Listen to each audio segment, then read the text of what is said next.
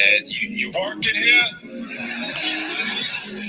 See, I'm doing a little bit of work.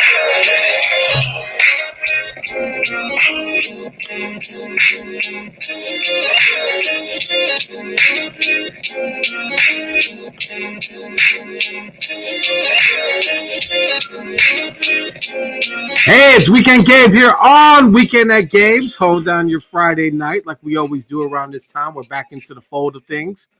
We're off on Tuesday because I had a bit of an emergency. So, we're here today. We're here tonight. On Friday the 13th, we got a great show lined up. Chicago's own Saint Ripley, and Angry Blackmen. They're both going to be joining us live. Saint Ripley's going to be joining us in about 5 minutes. He's already in the guest room, the green space. So we're going to be checking and pulling him in just a few minutes. But don't forget to give us a follow on the social medias at Weekend Gabe, and also subscribe to the show on Twitch. Keyword search Weekend Gabe. You'll find Weekend at Gabe's. We're everywhere. We're like bootleg DVDs and CDs. We're everywhere. Hopefully everyone's having a great week. In case you haven't noticed, we have a president-elect who still hasn't transitioned into that role yet, but he will eventually.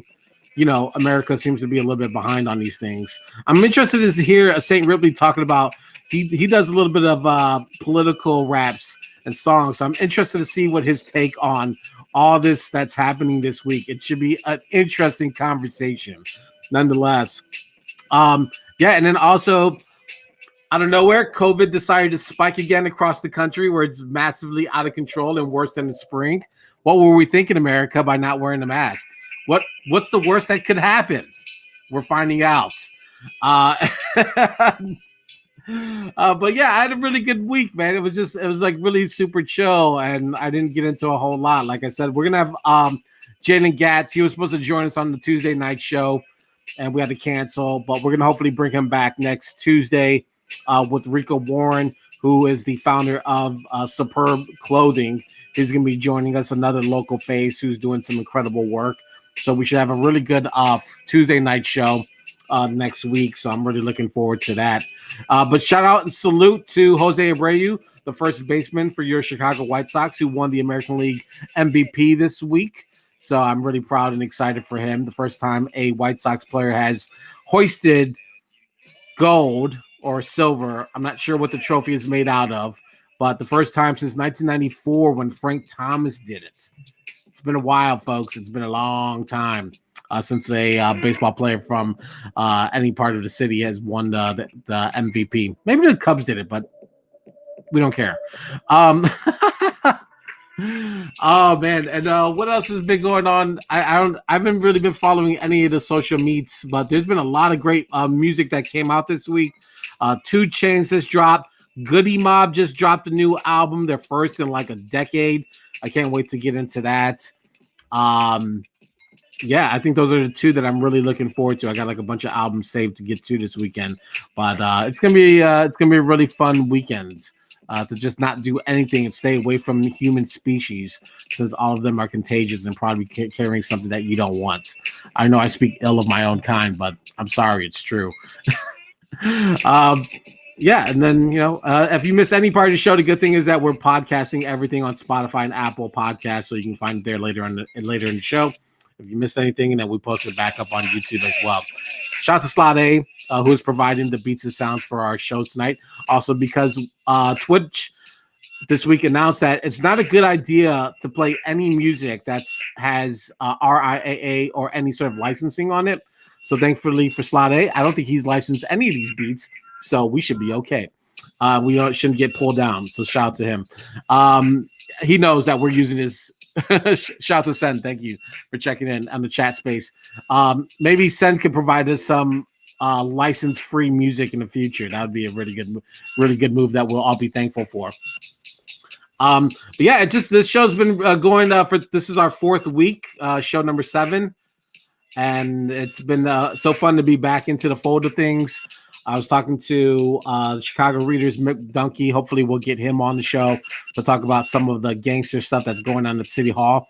And, the mayor here is saying like, yo, if you don't roll with my budget, don't ask for nothing in the next 3 years. Some real strong arm gangster stuff that we used to see with Daley. Now it's back. Yo, in the chat room, we got a lot of things going on and popping, so I'm really excited. We're up to 7 people, which is 14 eyes that I didn't have last week, so I'm really excited. All right, so nonetheless, let's rope in our next guest, Saint Ripley from the city. He has the new album out, Girls. It started off as an EP, but now it's a full album that he released as a deluxe version. How are you tonight, sir? I'm great. I'm doing awesome. Can't complain. Excited to be here. Thanks for having me. Hang on, let me pull the music down so I can hear you. Good. How are you, sir? I'm good. Thanks for having me. Excited to be here. Good. Thank you, man. We've been talking for a couple months now, and I was like, yo, I'm about to do this thing, but I don't know yet what it's gonna look like. So just hang on. I'll let you know. Yeah, no, I'm all about it. I think initially we started conversations. I hit you up on LinkedIn when I was still working at my job. Like, hey, let me get your email address, my professional picture, and all that. But I've jumped ship since then and all that. But yeah, like I said, really excited to be here. So glad we could do it. Just for anyone watching, LinkedIn is not the place to find me at all. Like the lights are on, but no one is home. Let me just tell you, that is not the place to go to find me. Go to weekend Gabe on the social meets, and you'll find me somewhere. Trust me, you'll find me. But man, it's such a pleasure to have you, man. I reviewed your album for Vocalo here in Chicago. One of the albums reviewed back in I think it was September when you did the deluxe drop, and you shot me an email. And I saw it and I gave it a listen. And I was like, wow, this is really a really great project. And I know that you had released your album out, your debut last year. Mm-hmm. And so this is kind of a follow-up. But you also you turned it from an EP into an album. So that's something you normally don't see a lot. Normally the EP is just what you get. You don't get an expansion. So talk about like what gave you the motivation to extend it and give us some additional songs on top of what we heard on the EP at first. Well, first and foremost, let me double check my mic's working and everything. I think I had it go in my interface and everything, so my bad. Sure. So we'll get Saint Ripley back. Let's see if it says that we're hearing some trouble out there in the world. There we go. There we got Saint Ripley back. Can you hear me okay? Yeah. No, can you hear me okay? You're great. Yeah. Okay. I'm not sure our peanut gallery is having some difficulty with the levels, but I think we're okay. Yeah, I switched the input and it should be good now. But your question was something about upgrading the album from just a regular EP to a deluxe edition. Correct. Full length. Yeah, well, initially the project I had in mind was a full like 10-song album or something along those lines, and I started working on it in December and got close to summer, and it was like a summer album. I mean, you heard it, right? Yeah, absolutely. Yeah, we're getting to that. Yeah. It's a very like summer bops, like drive up and down Lakeshore Drive, go hang out with your girl kind of record. And it got to July, and I'm like, oh, can I swear on here? Because I'm gonna swear. Oh crap! Like, this has got to come out. So I released the regular EP, and then I still had another like 4 or 5 songs, maybe even 6 songs just on the back burner. And then once September came around, I was ready to go. Added those on, put them on, and released it. That would be a nice little add-on for everybody.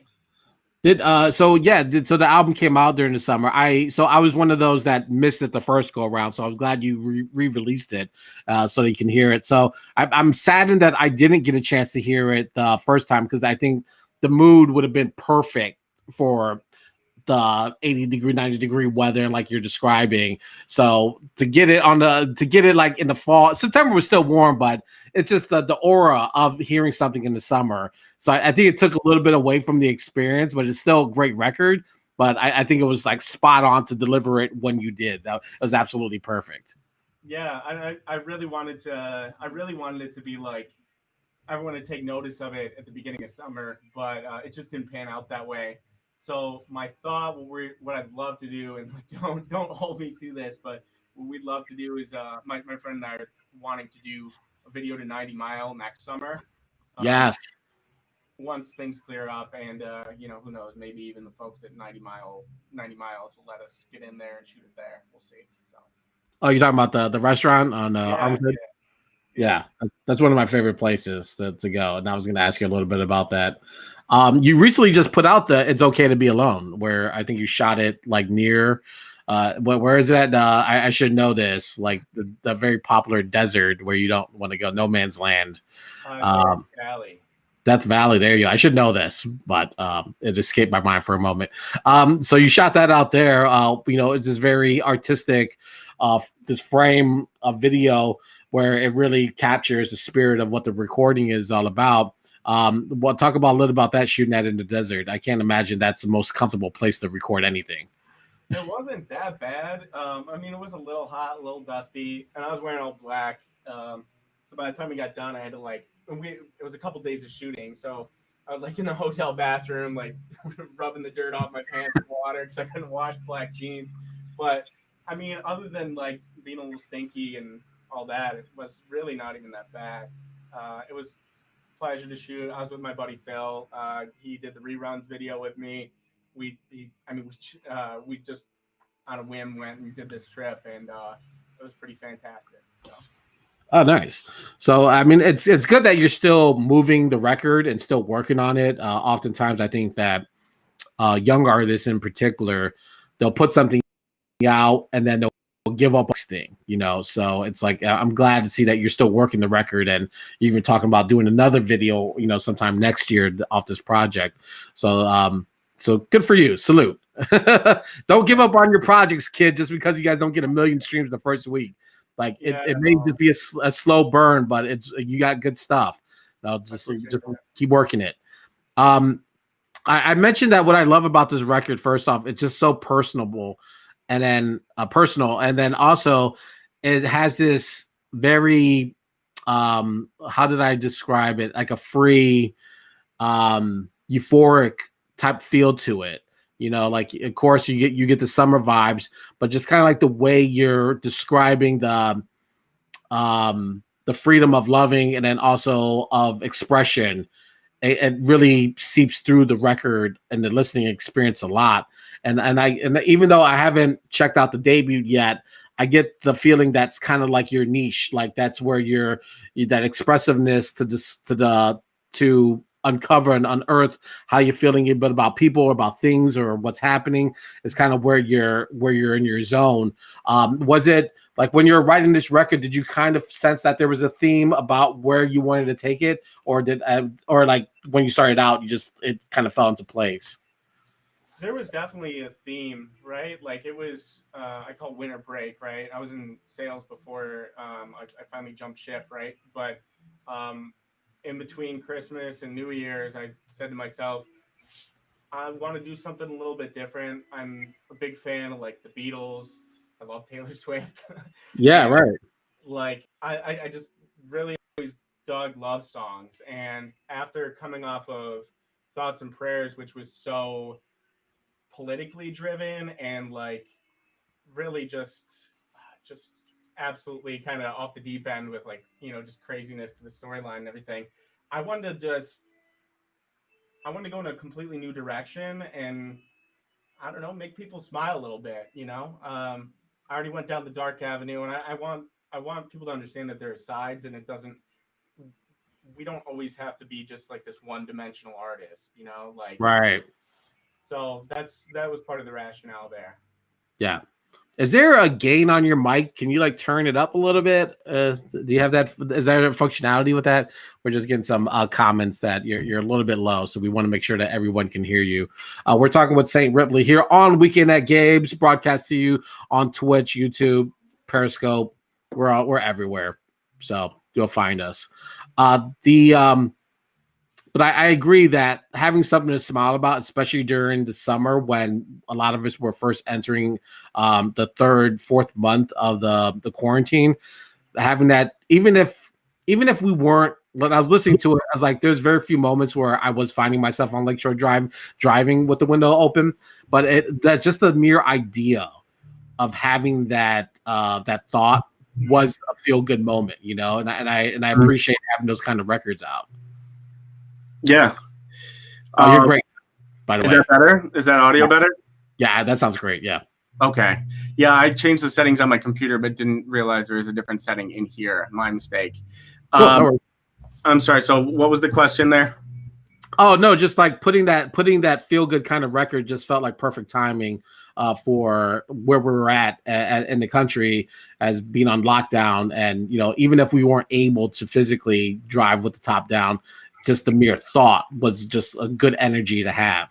Yeah, no, absolutely. And I mean, I come from like the punk rock scene, and for me, like I wanted to really do like a political. I've always written political music over the years, and coming into what I knew was going to be a horrible year without knowing about COVID.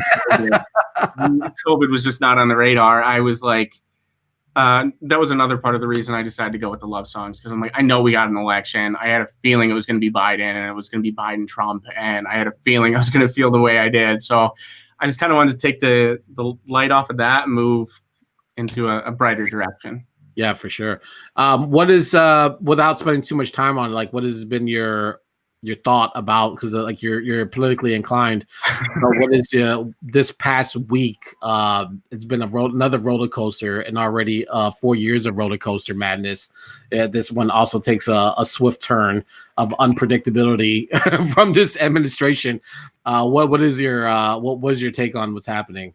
Man, I'm just sad is what it is. I'm just sad. I really want it to be, I want things to be better, but like I don't see that happening anytime soon. I think no matter what happens here, we're dealing with a president. No matter, even if Biden gets in and Trump kind of bows and nods out and says, "All right, here, take the reins," we're still dealing with, on top of COVID, a president that's going to enable the capitalists essentially and let lobbyists come in and take reins.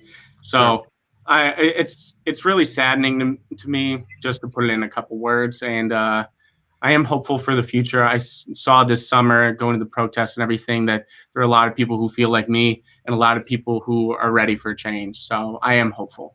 Yeah, the same here as well. I don't know what the future lies, but it can't get any worse than what we're currently in. So if there's a rock bottom, this is it. I imagine this is it. Well, you know how many times we probably said that over the last years or so? Like, this is the worst. Yeah. Yeah, you're absolutely right. I should reserve my comment for next time. Knock on wood. Seriously. Exactly. You mentioned like you kind of have like this background of like listening to the Beatles, listening to Al Green, listening to soul, and incorporating that into hip hop. And I think that's such a I don't want to say weird anymore, because now hip hop has so many different layers. There's no such thing as like this unique sound. Everyone is bringing something different to the table and with different backgrounds. And the way you listen to this record, it doesn't have like traditional like boom bap. There's a lot of worldly sounds on here, but also there's like this. Let me pull up the record. I can't remember. Is it? Let's Keep It Real. Kind of has like this 80s hip hop, just with the drum going, and then like with the scratches. And it's like, so there's a lot of different sounds and flavor on this. I'm sure that was your intention, to give people something different so it doesn't become mundane. Yeah, no, absolutely. I like to switch it up. I mean, I've got one record on the upcoming record called Run, and my vocal coach referred to it as Frank Sinatra leaning into hip hop, and she said, you need to add some more modern mixing and make it more like hip hop leaning into Frank Sinatra, and we did that, and it sounds a lot better. It just sounds great. Yes, the goal is to switch it up with everything, and it's fun. It's great that you noticed Let's Keep It Real, because that's when I produced, and I just really wanted it to feel like, I don't know, like a heavy, just a heavy joint, No, it's a fun record, and there's a lot of oomph behind it, which, I was listening to it in the car, just has a different feel than being at your workstation. So the feel of it, and that's the thing too as well. Like, the album travels differently when you're moving than when you're sitting and listening to it. That's one of the things that stood out to me, which is a great sort of contrast of the experience. I mentioned like during the vocal review that the way you're storytelling, it reminds me of Charlie Tuna from Jurassic 5. It's like this this cadence and delivery that has this fun way of exploring storytelling. Like what is it about like the writing part of it that the writing part of it that is fun for you when you're building these records?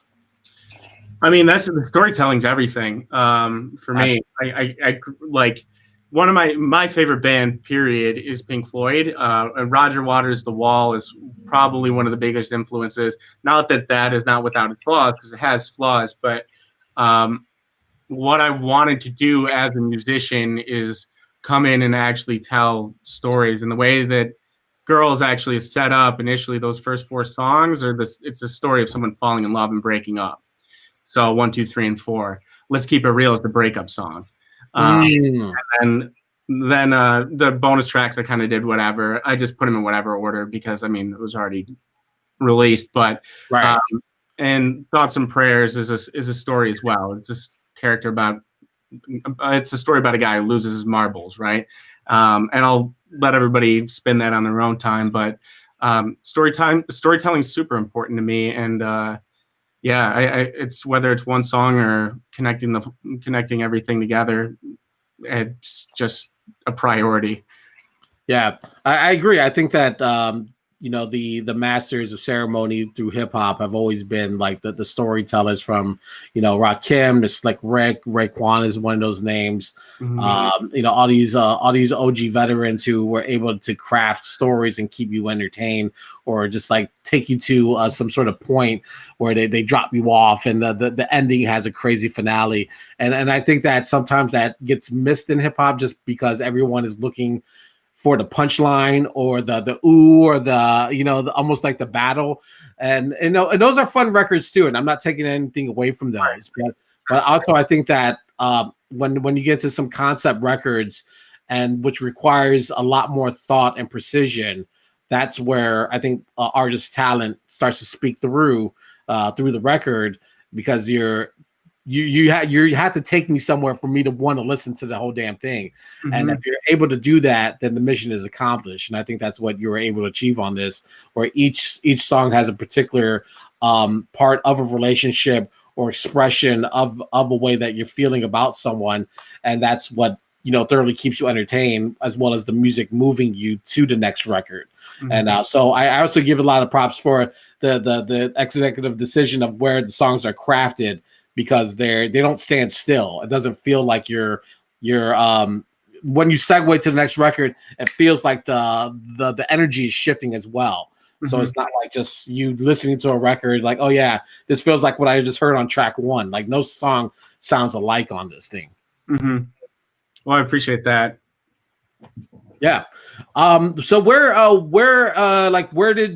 does the music bug bite you when you're growing up? Through childhood, adulthood, like when does this become a thing that you want to pursue as a career? God, I've always loved it. I remember even as a kid listening to like oldies 104.3, my mom playing that in the front seat. And it really, once I started to go into my teenage years, I just fell in love with it. And found metal, then punk rock, industrial, and then hip hop. And what really, I fell in love with hip hop. I didn't really understand hip hop because I'm a white kid from the suburbs, and I just wasn't exposed to anything but like Eminem and 50 Cent singles. And sure. Then I had a best friend move from Gary, Indiana into town, and he introduced me to Tupac and Atmosphere. And my mind was like, what the fuck? What just happened? And there we were cutting class. After that, we were cutting class when we got and ditching during lunch and everything, smoking cigarettes, just freestyling all the time. And I knew I wanted to do it then, but responsibilities and parents come in and tell you got to go to school, you got to do this, that, and the other. And as a right. You just listen to what society tells you. And then once that was over, I'm like, no, I'm back. I'm going for it. I'm going. Yeah. Yeah. So. Yeah, I agree, and I've communicated this to my son who's 11, and I was like, I don't care what you do as far as if you go to school, you start a band, just have a plan. It's like and be passionate about it because like the student like there's this adult trap of being stuck in a space because of a check, and that's the worst place to be. And so yeah, like I agree. Like if that's the passion, that's the drive, take the shot. It's like that's all you have. It's just Mhm. to pursue something that you love and you're driven by. Yeah. I agree that like Pac too. I remember when I first heard this was back when the Strictly for My album came out, and I used to sit in my fifth grade class just waiting to the bell ring so I can go and listen to the tape. So I understand that wow factor that you might have been experiencing, but like 10, 15 years earlier. Yeah, it was mind blowing. I heard "Picture Me Rolling" and I was like, "What?" Picture me rolling in my. That's how it starts. Picture me rolling in my 500 Benz, and you're just like, listen to him talk about having to deal with crime on the streets and all these this that the other, and being from my upbringing, I had never heard any of this stuff like other than on like TV, and then from my friend Nick, who was like from Gary, Indiana, and dealing with these things. So it Yeah. was just like, yeah, it changed my life. So now I'm here. I find it funny, like your introduction is like All Eyes on Me, which is like 5 years later after if I found them, and then that's when you find them. It's like that's your introduction, but hey, you get there whenever you get there. Thank God for the streaming. Well, let me clarify. The future is great, but the streaming platforms are not great to artists. But you can go down the rabbit hole and find so much stuff that was before you were born, and explore different kinds of music. So there's a gift and a curse with that. But yeah, what part of the city or where did you grow up in the Chicago area? Like where would you call home?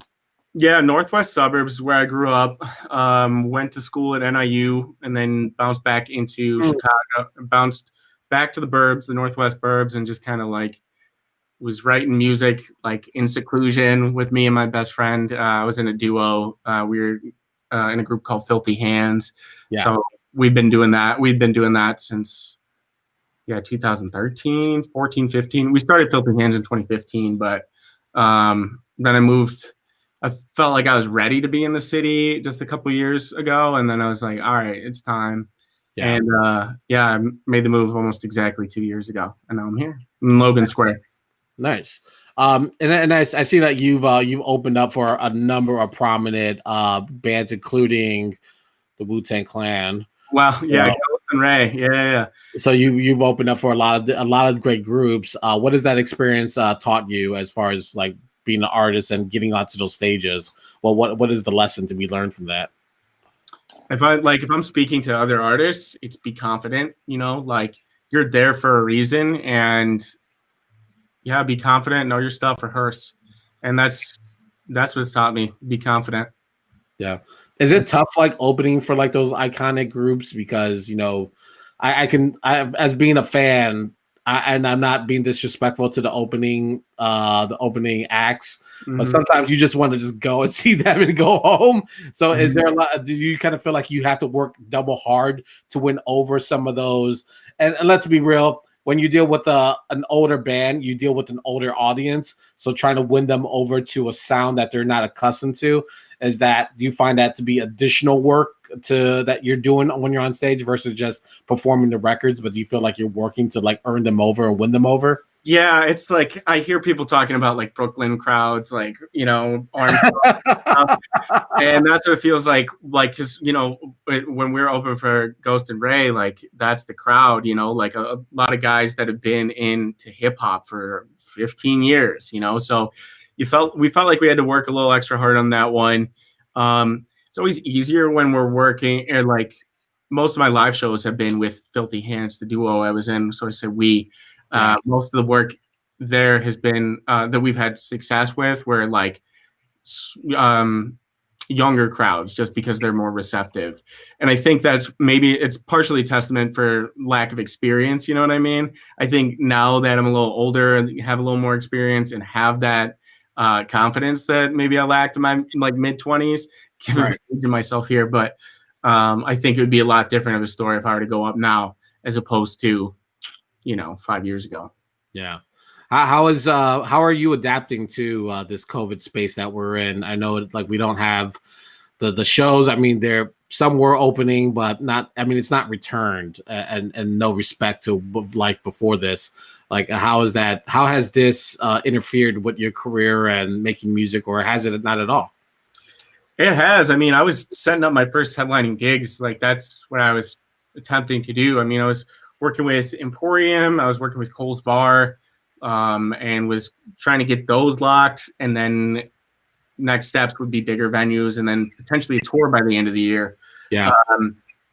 But it was, it just didn't, things just didn't pan out, obviously, because Right. Man. The end of the world, right? The world, Here's what it is. I got a lot of studio time in. I got another record or two done, honestly. So that's been great. Spent a lot of time with my dog, hanging out. Where is he or she? Oh, there you go. Just hanging out. Yeah, chilling. Nice.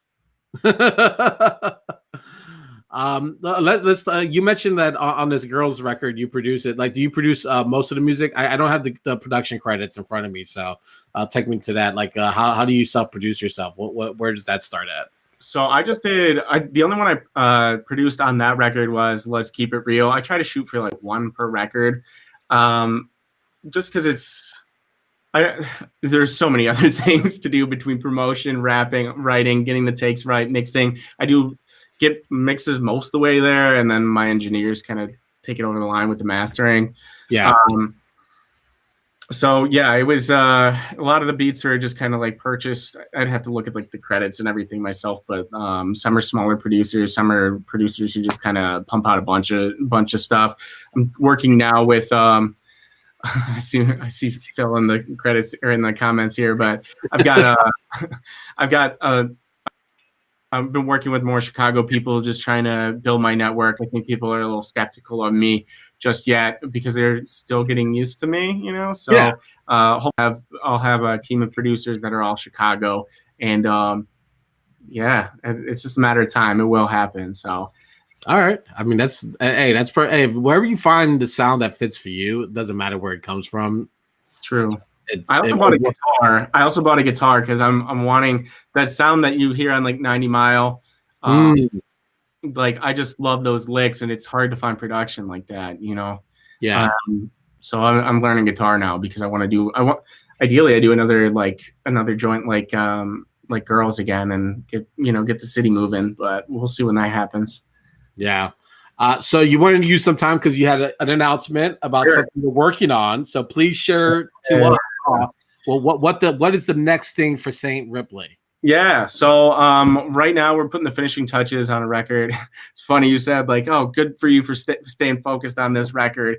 But we're actually going to be dropping a record exclusive to Bandcamp. And we're tentatively slated for December 4th. The record's called God Complex. It is a record about like self-actualization, but definitely has some edge to it. I'm really stoked on that. I already got one of the visuals done. It's like a freestyle video that's pretty sick. I shot in my basement. I'm pretty stoked on that. But yeah, I just wanted to announce that, let everyone know that there's more to look forward to. And hopefully we'll be seeing more by the end of the year. And then I'll probably put it on the rest of streaming services later than that. So maybe even early 2021, but it'll be in Bandcamp this year for sure. Fantastic. Well, we'll definitely keep our eye out for it. I can't wait to check it out, see what the next evolution of Saint Ripley is going to give us and deliver us. Because I think where you're at artistically is such a free space. So I'm interested to see where you're going to go next because I really enjoy what you're doing.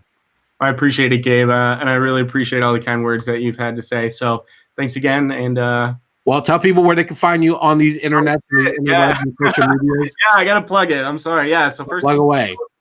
Go check out that video that Gabe was talking about. It's okay to be alone. We spent a lot of time and money on it, so I'd love for you to see it. Phil's Put here. some views on that thing. There you go. They can check that out on YouTube. Again, I am at Saint Ripley on Twitter, SoundCloud, Instagram, and then of course streaming everywhere. and then at Saint Ripley Music on Facebook. I'm best on Instagram. That's where you should follow me first and foremost. But appreciate your time, and thank you for having me. No, thank you for joining us here on Weekend at Gabe's on Twitch, man. I appreciate your time. Please come back, stop back when you're ready to come back. We'll love to have you. I'll talk more about what you're up to. Great. Thanks again. All right, thank you. Saint Ripley joining us here on Weekend at Gabe's. He has the new record out, Girls. Go check it out. It's a fantastic, just a really easy record to just vibe to and drive to. Even though now the weather is starting to change, there's a certain aura about it that I can't explain that has a great island feel to it. So I definitely encourage you guys to do that. Angry Blackmen is going to be joining us in just a few minutes. We're going to wait for them to drop into the guest room. They got the new album out called Headshots. If you haven't heard of Angry Blackmen, Brian and Quentin are the most nicest guys in the world. But it's like if you just off the surface of what you Google and what you see, your mind and your idea of who they are and what the music that they make may change your perception, but they are one of the nicest people that you'll ever find in the world. And so I can't wait for them to join us in just a minute. They should be logging on in a few. This week in general has just been absolutely fantastically nuts again in the world of America.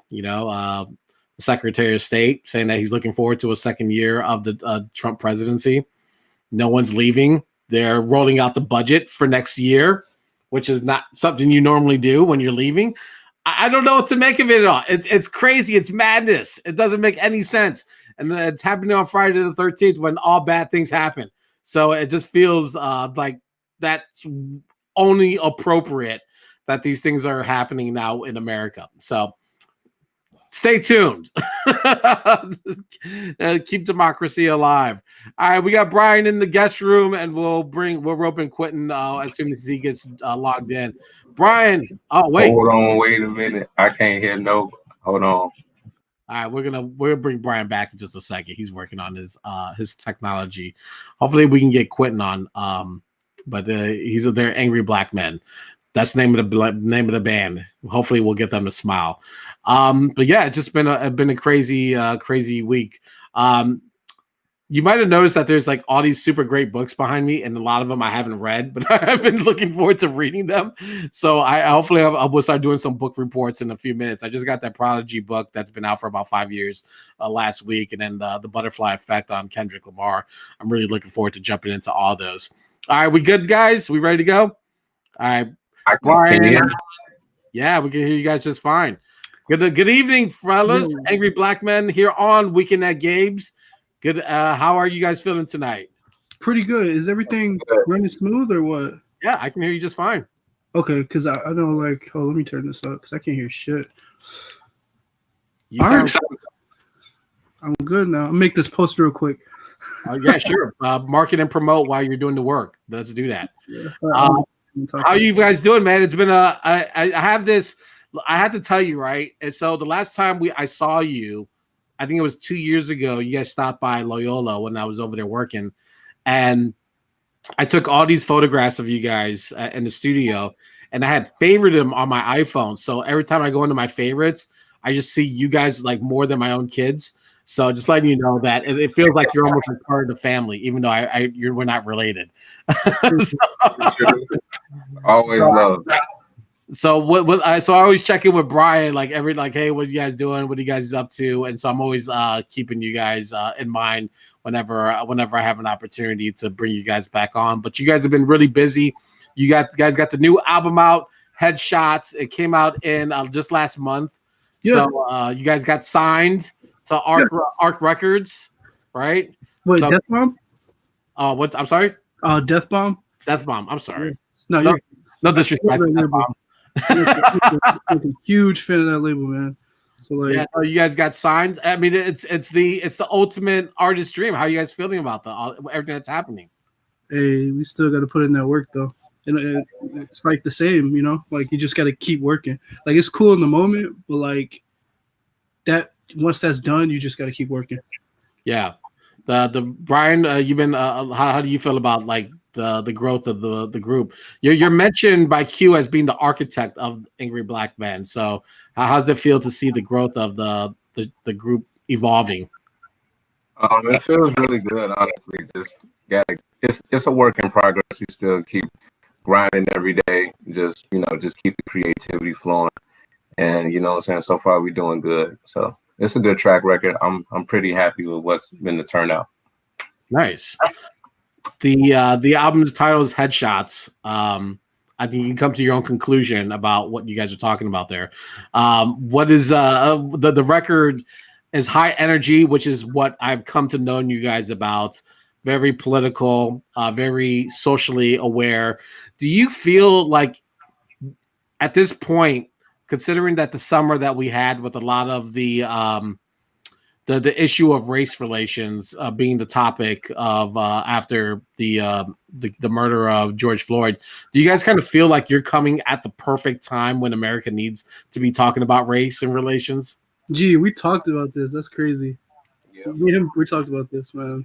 Go ahead, take it away, Q. Because that's a crazy question. Because like before we even started Headshots, we kind of had like a whole other album in our head, and then COVID happened, and then like the whole Black Lives Matter thing burst into the scene again, and like just all this chaos happened, and we were like, we can't just be rapping about the same. Like we got to talk about what's going on now, because like it's no going back to that. You know what I'm saying? Like it was too much shit happening, and Headshots is basically like just an accumulation of 2020. It's like the most 2020 album, bro. Like, yeah.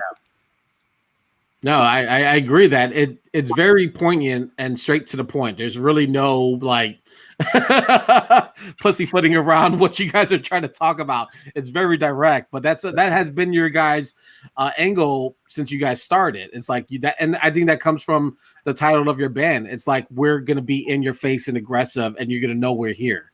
So I think that's spot on. Am I right? You hit the nail, man. Yeah, 100%. That's how it is at the show. Like you come to a show, it's all in your face. You know what I'm saying? We're not afraid to speak, because I've learned that for like to have a stage presence, you have to like make eye contact with the crowd. Sure. So what I like to do is I like to get like when I'm in my like storytelling mode and the beat is on, I like to get in people's face and like really connect with them. Like, I don't know if you ever heard of this term Tantra. Mm. Have you ever heard of that? Mm-mm. You got to fill me in. I heard it. Educate us, Brian. It's just like a spiritual connection that you grow, basically. Like when you just stare into your significant other, you guys are just having just straight eye contact. It's stable, it's just relaxing and meditating with one another. But obviously you can't meditate while we're performing, but you know what I'm saying? It's just a good connection skill that I've gained over time. And I'm excited to put it on stage when we're able to go back and perform. Yeah. The record it's like a really, I don't want to say short, but it's like a really brief burst of energy that when you're listening to it, because it really sets things off. Were you guys happy the way that it's presented and that the label is responding to it? I'm pretty fucking happy. Originally, I think I don't know how you feel about this, Brian. I felt like it was gonna be longer. It was gonna be like 12 tracks, but then like the attention span of modern music consumers in 2020 is so short. Yeah, so I know that's like a big thing. People are like, it's so short. Oh my god, I wish it was longer. It's not. It's like I just feel like people's attention spans are so small that we just had to get what we had to say and get out. Yeah. No, I agree that sometimes that's the best. I mean, it's one of those things where like if it's great, it's going to be too short, and if it's awful, it's going to be too long. I was telling Q earlier this summer, I said, if we're going to do this, as we were like creating the project and like listening, I was just listening to every song we was creating. I'm like, we have to cut this down, because I understand like when you putting out a project, it's like, that's your body. That's the body of work. Right. You don't want your audience to ignore the body of work that you put out, because when you put out a single, it's just going to be there and it's just going to be gone because it's one song. So, yeah. I said, we have to cut this off to where people will not get bored, because I know people can get bored in this generation. So Yeah. Yeah. We really thought about the audience while we was creating this album, pretty much. Yeah, because I was telling Brian, yeah, especially like with newer artists, I feel like with newer artists, people are stuck in their ways. So when like they like an artist or they, if they like Drake, for like let's say Drake, they're gonna stay on Drake. It's seldom that people listen to new artists nowadays, in my opinion. I just think that I think it's really difficult to find new artists, and unless you get on some playlist, and I don't even know if that's really like how honest that is about like people who are unsigned and they find their way onto some Spotify playlist and then their life changes. It's almost like scratching off a lottery ticket in a sense. It's like you're waiting for someone to pick you out of the crowd to give you a chance. It's really difficult for musicians, and even commercial records. I feel like the way that music is promoted today, because everyone is releasing records weekly, daily, hourly. There's always something new to come that it's hard to keep up with what the people you know and love are doing. And then to add on to that, to discover new music is twice as hard, because you actually have to do a little bit of work, or you have to go to a platform, because they're only on SoundCloud and they don't mess with Tidal or Apple, or you have to go to this place to find it, or Bandcamp. It's a lot of work, and I can see why people are just like, I'm not doing that. But so it really cuts a lot of artists off at the feet of getting any momentum, because of sometimes where their music lives and plays. And so it's a challenge for everyone. And I think that we have to do a better job of filtering or getting music that's independent or not commercialized into people's lives. So I don't know. It's the thing, though. Nothing beats. I agree with that 100%. Was that mine? Analog. Nothing beats the analog days. I don't know if I want to go back to like tapes and like dubbing tapes. That was kind of miserable, man. I'm not gonna lie. I do. Hold up, bro. You were born in '96. What you mean, analog days? I mean, so it's like same shit. Like we missed that whole thing. By the time I still had a Walkman and a CD player. I was downloading shit around like 2005 and 6. My little whales was LimeWire. Yeah. The analog, the mixtape, and the records. It had its space. Trust me, and I do miss some of it. However,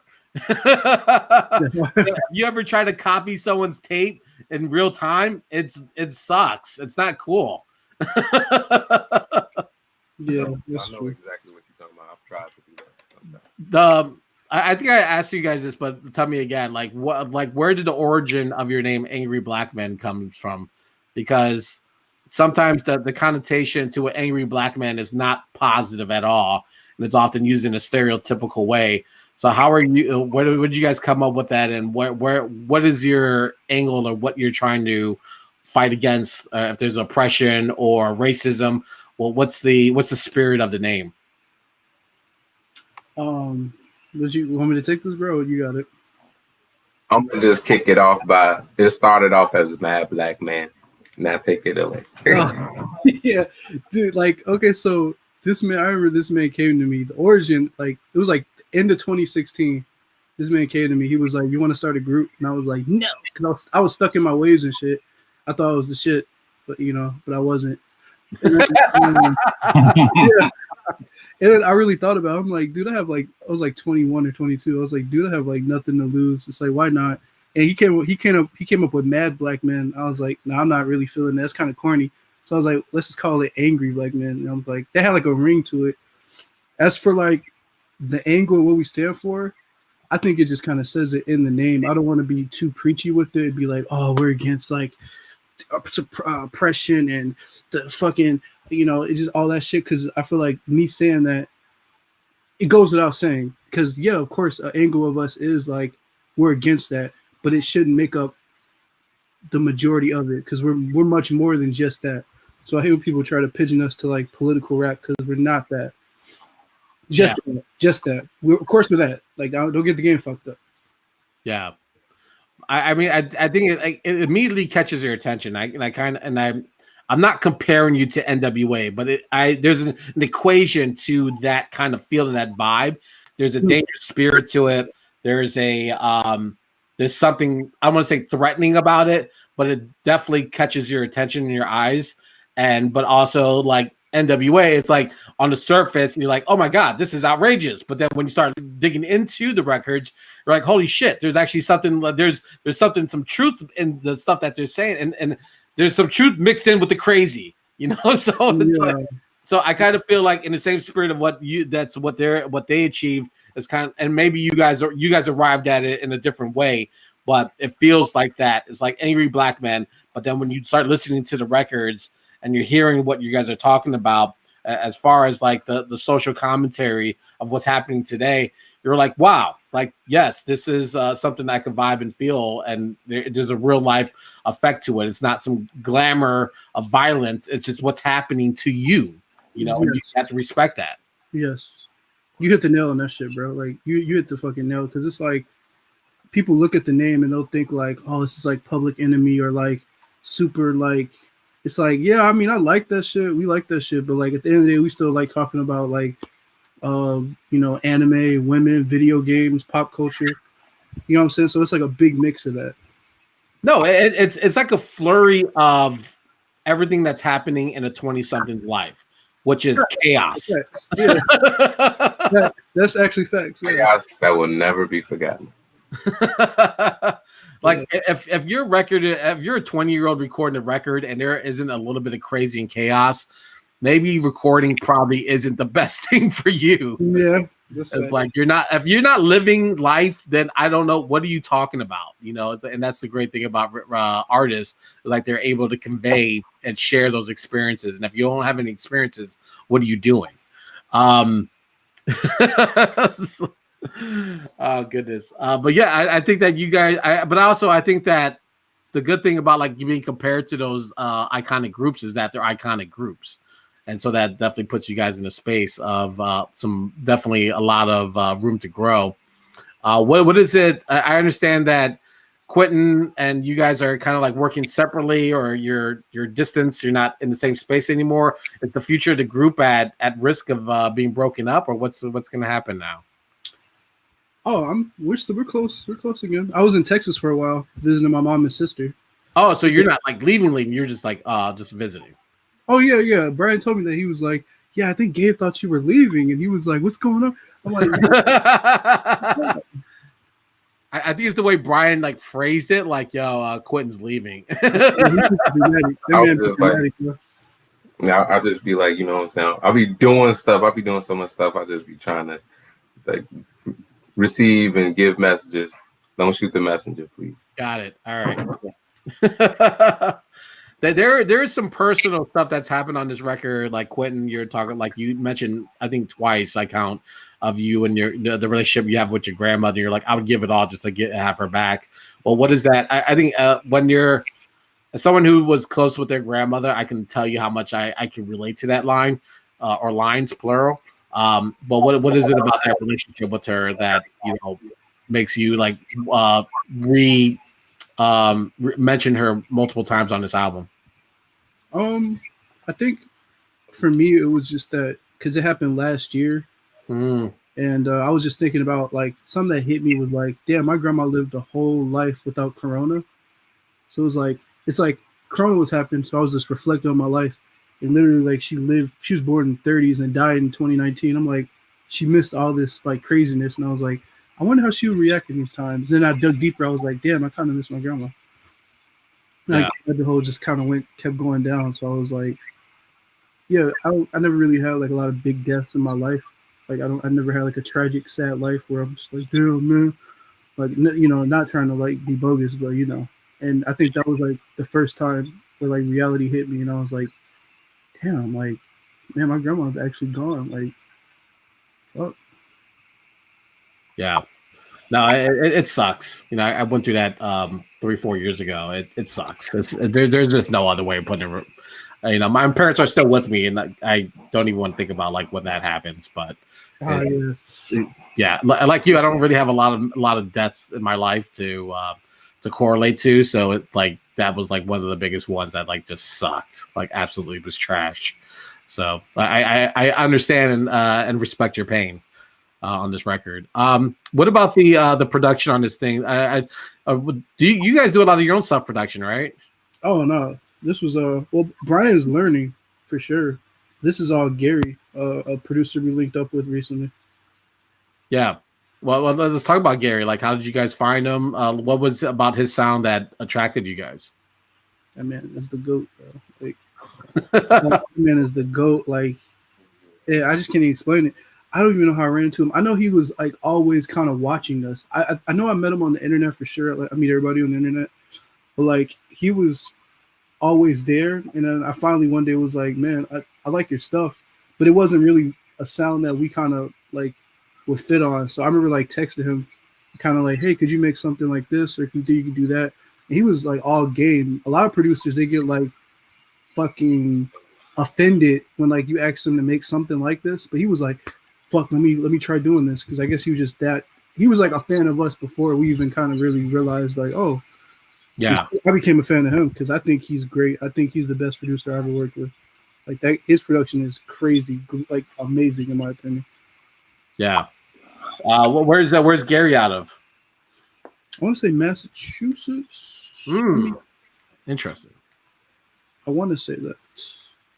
But Wow. yeah, Me and Gary working close now to provide some fresh hooks. Massachusetts. See how that goes. All right, good deal. So the project is out there on you guys put on Bandcamp first. I think it was on Bandcamp first, and now it's on the streaming platforms. Am I right? Yeah. Yeah. What is the are you guys going to keep working this record for a little while and keep, I mean, it's a huge deal for you because it just came out. So hopefully, like I was telling Saint Ripley, like, please don't give up on these records because a million other rap records have followed. What is are you guys going to shoot any visuals, or what's the marketing plan for this? I know we're in the midst of like shooting some more visuals. So that's like just for right now what we're working on as far as music goes. As far as like new tracks go, we're just gonna let people settle with this one because it's a lot of layers that people will have to take off to understand like the album. Or if people have already digested the album, that's good. But it's like like I said before, it's a body of work. So it definitely can't be ignored right now. No, it's a fantastic listen to, and I agree with Brian that it's the perfect time to release it, but also the length of the project is like it's easy to digest, get in, get out, and you don't feel like it's like too, because the content is so heavy that if you guys would have like I won't say drag, but if you guys would have extended it like to an hour, the mind can't handle that.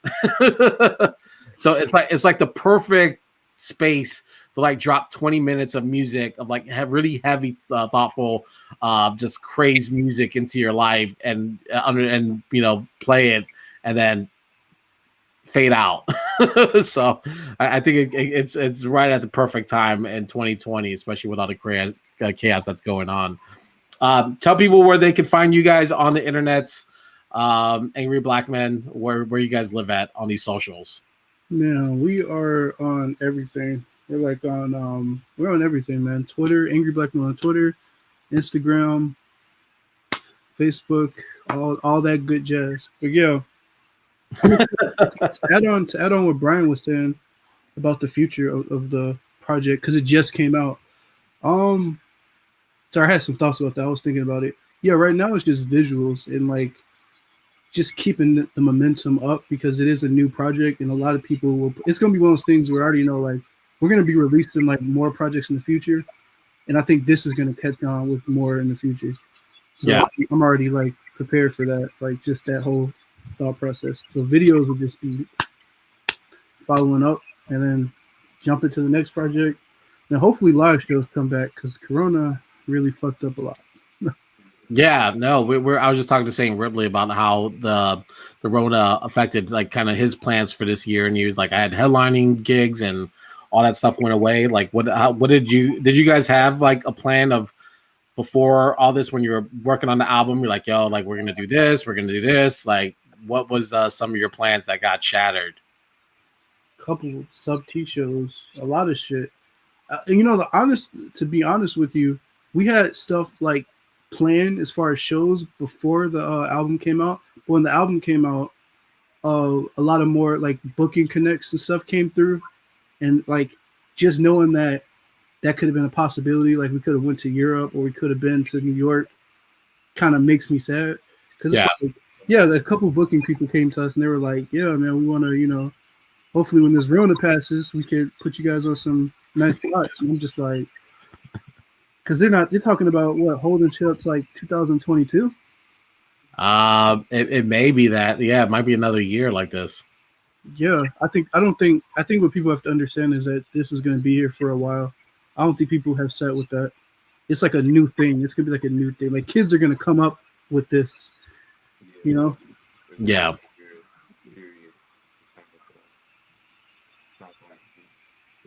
We're grateful this didn't happen to us. It's happening today. Y'all see this. Sorry, kids. 2021 Well, I mean, it's I think just shoot for at this point. Maybe everything should just wait till 2022. It's like I don't know what next year is gonna look like, but I don't forecast it to be much better than what we're going through now.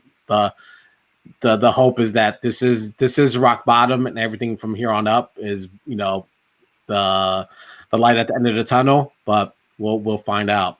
But either way, the album is out, so it definitely brings you some good vibes. So that's where we're at.